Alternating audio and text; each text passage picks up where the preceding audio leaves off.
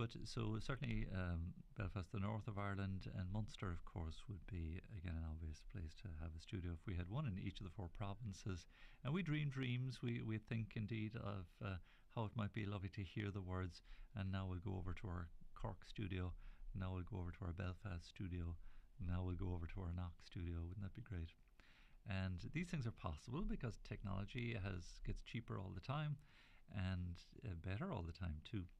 And again, if it's affordable and we find the right premises and the right people locally to help coordinate and activate it and engage with it, so be it. Marvellous. Thanks be to God. And again, we're looking forward to that day. And we're inching away along because we have such a great swell of tremendous support. So Patricia and John McCarthy have popped in to visit us today. They've come from Waterford, great supporters of Radio Maria down there and promoting us and helping us in the sunny southeast there. Great blessing altogether. We're looking forward to the cycle. If you're joining us, the 17th of June, I think, is the date. Let me just check my phone to be sure. It's a Saturday. And very much looking forward to it. It's a sponsored cycle in support of Radio Maria, and we're cycling the Green Way. We've got a number of people commit already. They're going to come and join us and raise a few funds. Yeah, Saturday the 17th. Park up the bikes wherever we'll park up the bikes, and we'll head off from there. I think the plan is maybe a cup of coffee or something before we go, nice and leisurely, and bikes and the Green Way as far as the cottage. And I think it's about 20 plus kilometres, and stop there for lunch. And I think it's a flip of a coin whether we cycle back or not. Again, up to the fitness levels of participants, and there is the possibility, I think, of getting a lift back if it's for the day, 20 kilometres or plus 22, I think it is. Anyway, we'll see. I imagine, please God, if the weather is good, it'll be most enjoyable. There'll be no pressure. It's not a race. It'll be just a great time, a bit of fellowship together. So Mary Hooton is organising all of that and looking forward to that outing, again, by way of fun radio. So if you'd like to join us and come along to the 10 a.m. Mass, please God, Saturday morning, the 17th of June in the Augustinian Friary in Dungarvan. That'll be the setting off point. And if you'd like to meet us on the bike or whatever you like yourself, sure, come along for an old cycle. Get the old bike out. I think Dave O'Connor got the bike out there for the first time in years, and it's been about exercising there. No harm at all. Get a bit of fresh air.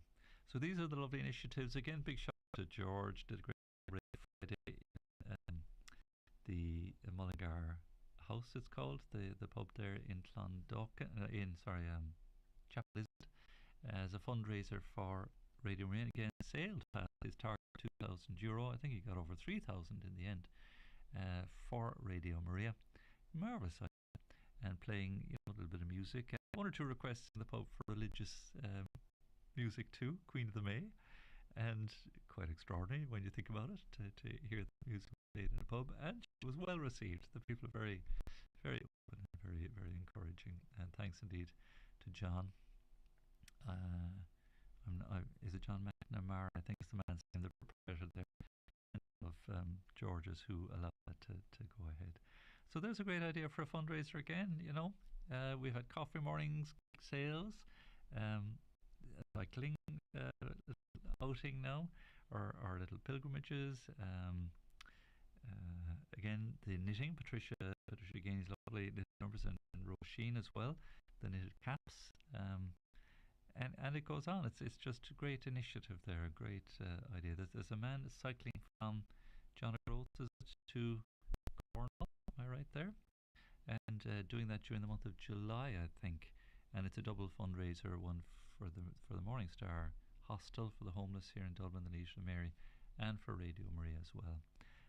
Must give that a strong shout out as well, closer to the time. So listen, any number of ideas there to help us along in this wonderful work. We were having a little meeting. This is what held me up today. We're in relation to our adoration here.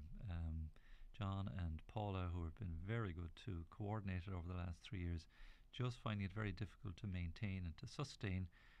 Again, they just have so many busy lives. And I said to John, I really marvel. He's involved in so many things. I just don't know how the man does it. It's incredible zeal and energy, and just, again, keeping plates spinning all over the place. Extraordinary man.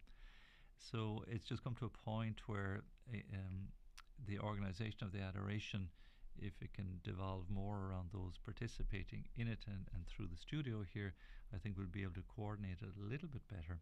And again, the hope is not to pare back so much as to keep growing and building our perpetual adoration.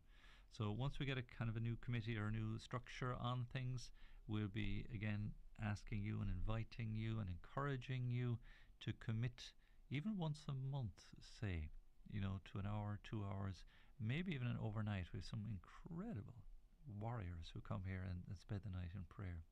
And the idea is that a couple of very important principles in any adoration anywhere, and this is maybe worth keeping in mind for your local adoration too, because we certainly encourage that wholeheartedly. If ever there was a time needed for adoration of Jesus in the Blessed Sacrament, surely be to God, it's these times that we live in. But the key principles for me, I'm very strong on these, and I've said this to the organisers and the team there, that the Blessed Sacrament would never, ever, ever, ever, for any reason whatsoever, be left alone.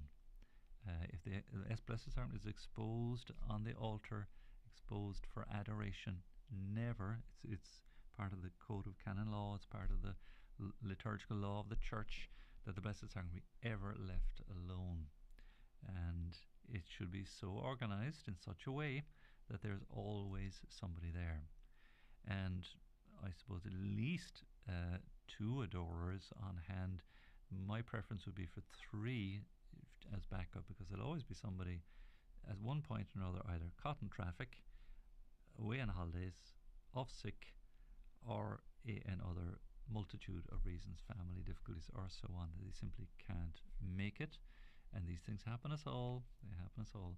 And so with 2, it means you only have one person as a backup, and one person isn't sufficient if they're there for a period of time and they need to take a break, a bathroom break, or a break for a bite to eat or some fresh air or whatever. And that would mean the Blessed Sacrament will be left alone. So again, not desirable. So 3, to me, it seems, is the goal to attain for. We have the huge blessing here. It's absolutely incredible here, the radio, that we have the presence of staff and volunteers in the building. We don't really desire that we'd be pulled away from the work of the radio. It is a separate cause in its own right, I suppose, or activity. But it's a kind of a backup if backup is needed. Again, not the most desirable, but it works. So by day, again, there's always a presence here in the building, which is fabulous that we can keep it going. And we have the blessing of just a beautiful oratory, bathroom facilities, heating, lighting, parking, kitchen facilities, in the way that you would not necessarily have in a parish. You'd obviously be coming from a home maybe to the parish church and so on. It's quite different.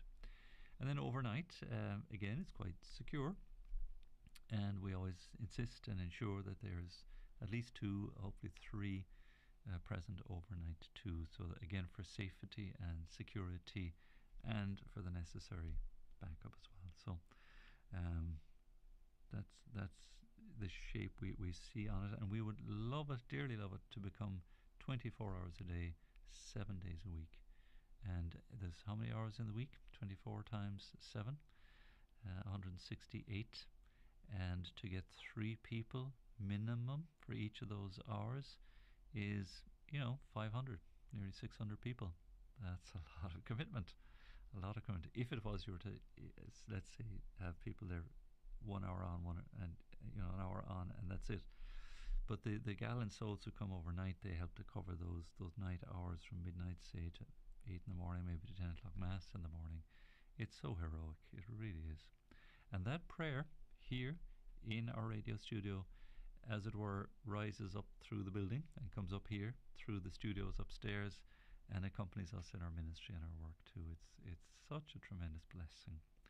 And we've had interesting conversation yesterday. It's something we've certainly close to our hearts that we'd like to see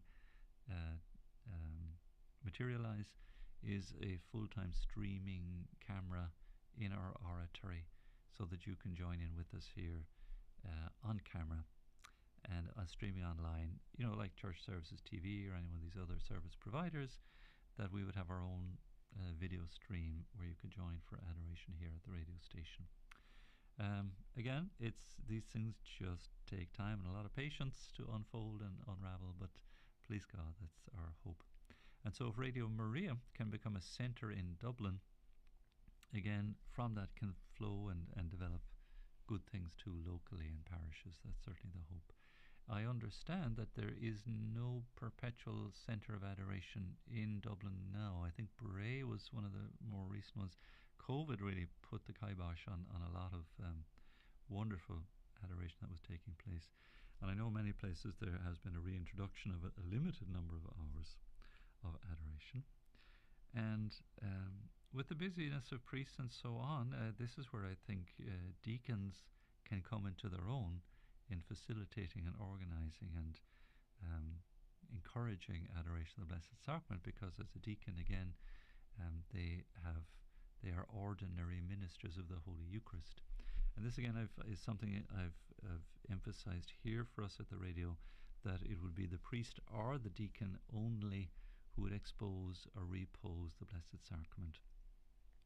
And that only in the event of absolute, total necessity, which should never happen at all, but, barring, again, the apocalypse, that there should be a priest or deacon available for reposition if necessary, and exposition if necessary too.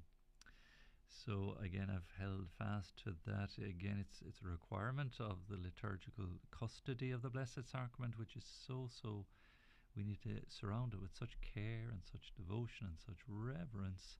Is so important. So we're doing our utmost to steer things along those lines, and again with your help. So that was the little meeting we were having a little bit earlier, and meeting after meeting to just coordinate and organise things a little more effectively. But again, if it's something that's in your heart and something you'd like to do, and you've always wanted to visit the studio, why not make it maybe once a month? I mean, we have people who come from different parts of the country, from Cavan, from Nina, where else, and from good distances away, to come and spend hours here in adoration.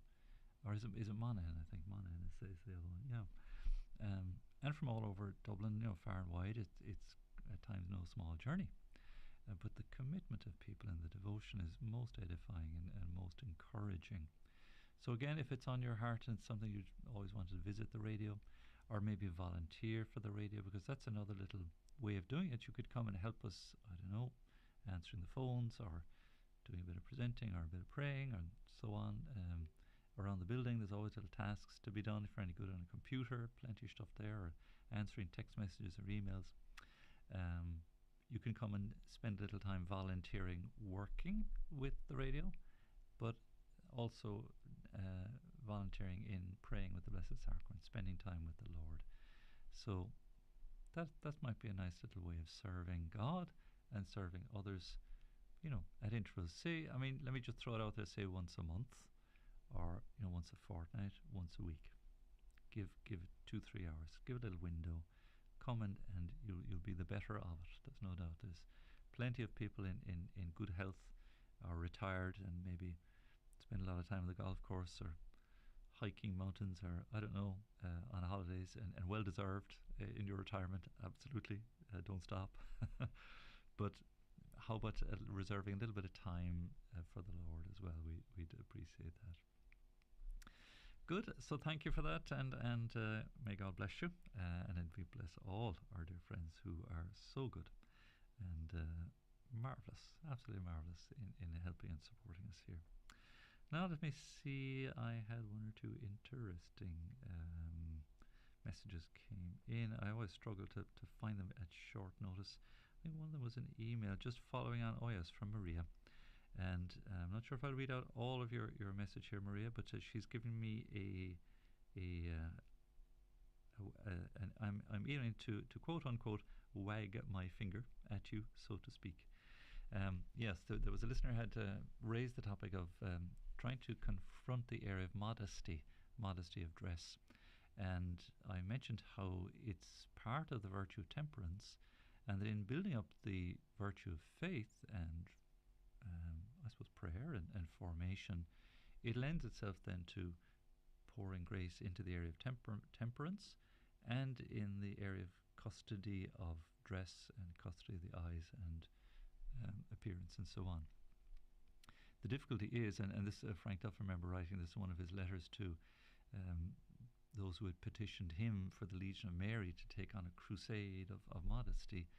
He said, well, where do you draw the line with fashions? How do you define what is fashionable and what is modest?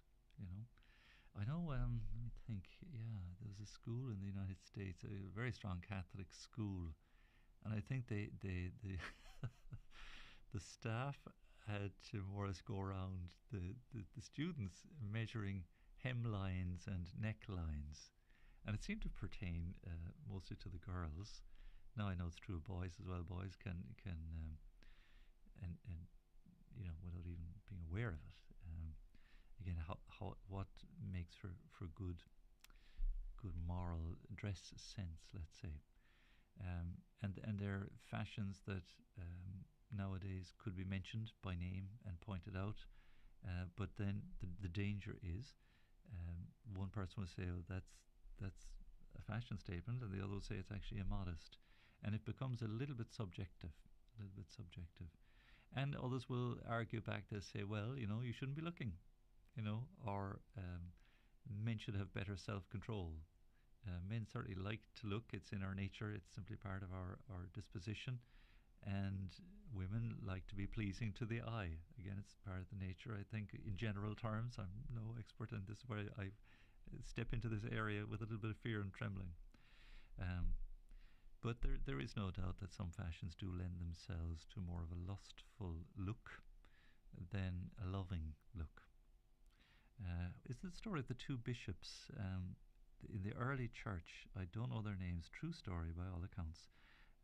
Two holy men, and there was a lady of ill repute who used to dress in all her finery publicly and in ways that would draw the attention and ways that perhaps were too revealing.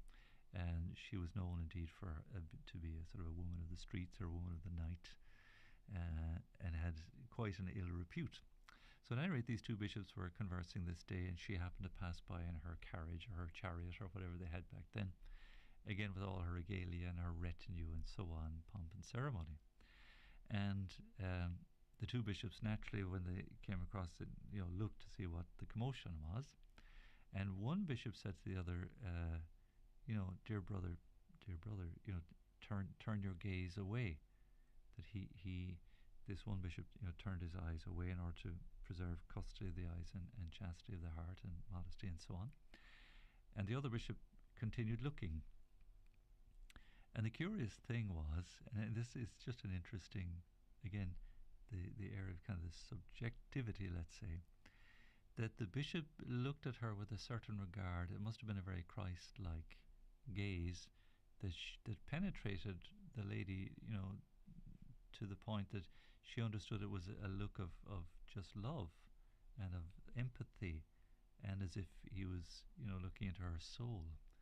And it brought about in the end her conversion, that she had said to him afterwards that was the only man who had looked at her with a gaze of love.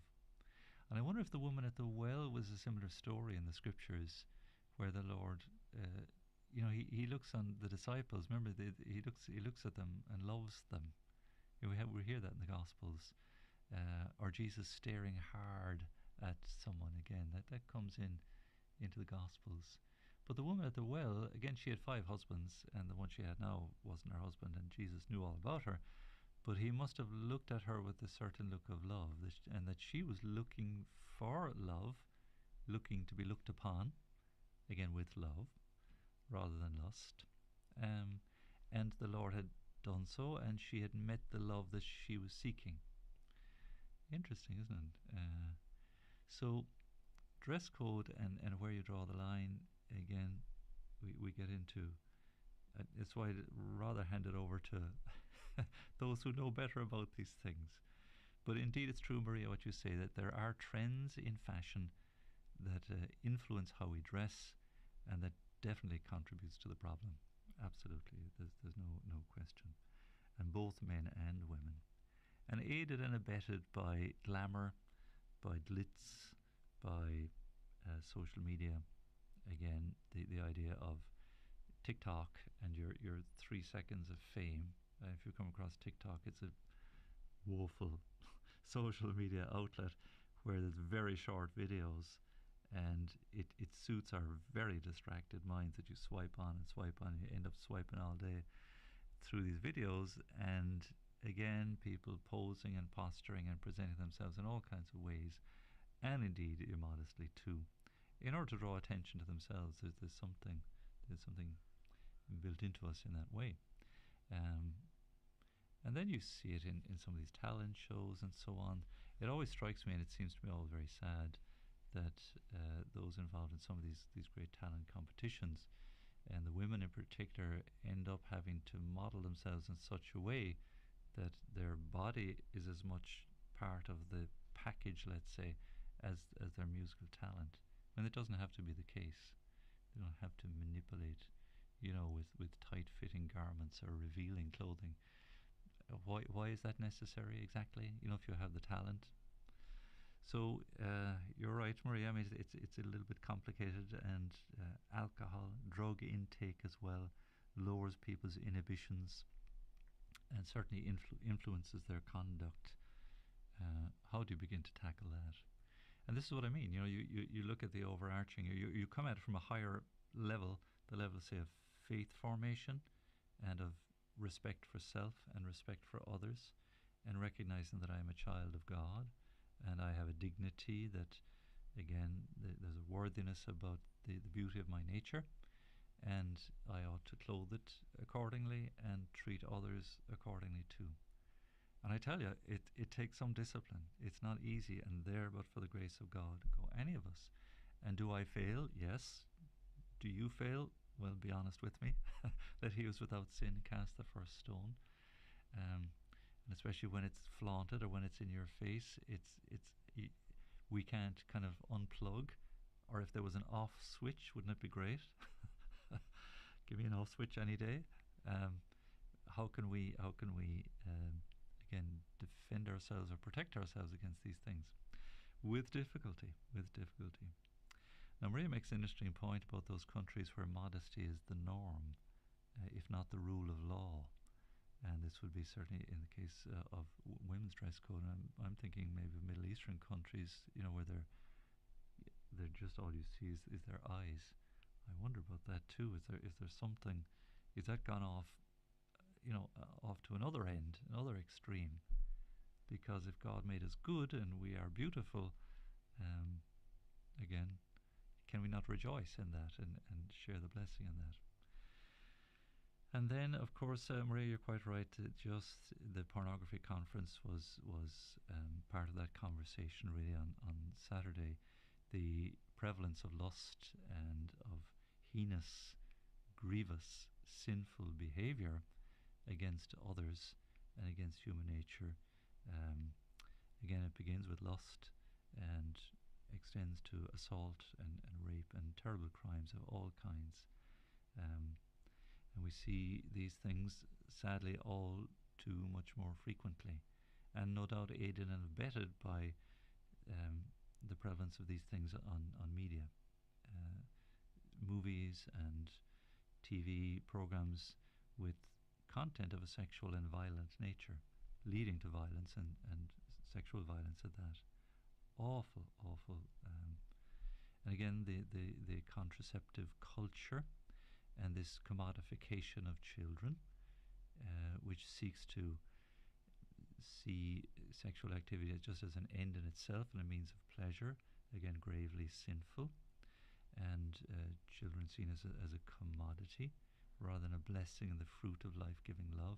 All these errant ways and teaching that are sinful in and of themselves, and in which we need to be formed, again contributing to the, as I'll share with you, and I'll turn to that now, in fact, because it just flows from the same source in some ways, the prevalence of abortion in Ireland now. As I was sharing with you from the Catholic Bishop's statement, changing the narrative, and just the number of abortions that have taken place from 2019 to 2021, 18,000, and in 2022, 8,500. Huge increase. So that's 26,500. And like I've said, in 26 counties in the Republic of Ireland, that's 1,000 lives, children lost in each county of the Republic of Ireland. I'm not sure what the statistics are in the north. Perhaps it's something similar. And it's so lamentable, so lamentable. And these are boys and girls lost to our communities, lost to our homes, lost to our schools, and all the wonderful contributions they could make to GAA, to music, to building up society. Who knows, but one of those beautiful boys and girls may well have been the future genius who leads us into a new area of research for cures for all kinds of, or a solution to the energy crisis, or, that the Lord is maybe blessing us with gifts and talents through these beautiful lives, and we're rejecting them. And what are we doing? So the bishops are right to see that the women seem to be excluded from the conversation. Their circumstances are not discussed as to why this is taking place.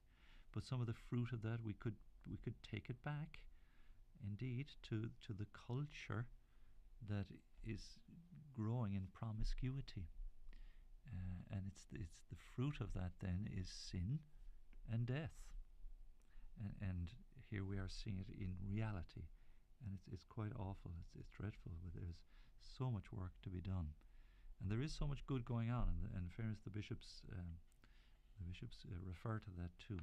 I'll share a little bit more with you. We'll forego the music interlude. We've sailed way past it now. Anyway, so they're speaking about the government's review, and it says it includes 10 pages of recommendations for changes in the law or in the regulations pertaining to abortion, which are clearly aimed at making the act more effective in the taking of human life.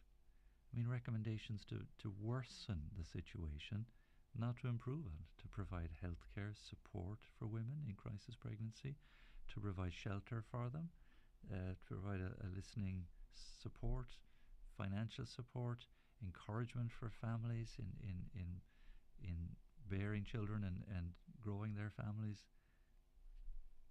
These, to me, are the way to limit, and it seems like, why would you want to enhance the destruction of your future voters? I had this conversation some years ago with a member of one of the political parties.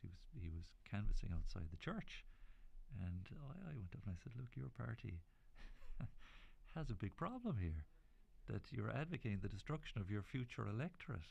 How do you hope to stay in office if this is what you're... How does that make any sense? So it just doesn't. So they're proposing that the 3-day waiting, the mandatory 3-day waiting period for women who have to consult with a doctor before making the decision to destroy the unborn life in their womb, that 2018 Act, it provides for abortion without any reason being given within the first 12 weeks of pregnancy. And in order to ensure that the woman has at least a short window of time to consider such an enormous decision, the Act requires there must be a 3-day pause between the first medical consultation and the eventual completion, or execution is probably the right word, of the abortion. The evidence is there that this is good news, over a quarter of women did not return to carry it through. They were allowed some time to reflect, and whatever level the crisis or difficulties they had, perhaps some solution presented itself. And those young, beautiful babies were saved, and those mothers too, and those families consoled with the gift of a beautiful new life. So this review is now recommending that the 3-day pause would just become advisory. Again, you kind of run out of things to say. Like, how is this in any way helpful or supportive of women with child? And the bishops say, we strongly oppose this recommendation. No, it doesn't get more emphatic, more categoric than that. We strongly oppose this. Any right-minded person would strongly oppose this recommendation because it weakens protection. In proposing alternatives to abortion, which would during which early abortion can take place without any reason, that's not a recommendation either. Again, it's simply kicking the door open even wider. So, God bless the bishops now, and just being very, very clear. About 90% of general practitioners do not participate in the provision of early abortion. It's not currently clear how many of them have made this decision on the grounds of conscience. It's almost certainly much higher than the 26% suggested in the review. And the HSE identifies conscientious objection as a major factor in the refusal of hospital consultants to provide abortion. There are good GPs and obstetricians and gynecologists and all those in the field, midwives I'm sure too, who abhor the idea of the destruction of unborn life and do not wish to be party to it and do not wish to be made,